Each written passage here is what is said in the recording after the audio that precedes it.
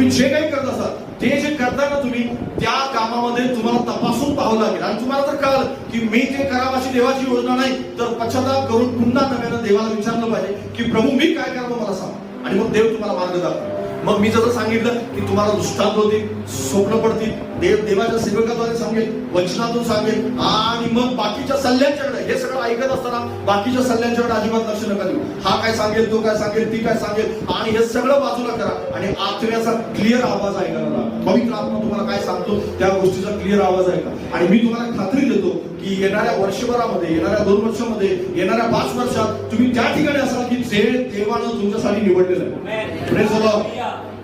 आणि मग तुम्हाला कळेल की आनंद, काम करण्याचा पण काय असा आनंद असतो, बिझनेस करण्याचा पण एक वेगळा आनंद असतो, शिक्षण घेण्याचा पण काय असतो ना आनंद असतो. कारण तुम्ही शिक्षण घेत होता. आमचा अभिषेक इंजिनिअरिंगचं शिक्षण घेतलं. तुम्हाला माहिती आहे अभिषेक इंजिनिअरिंग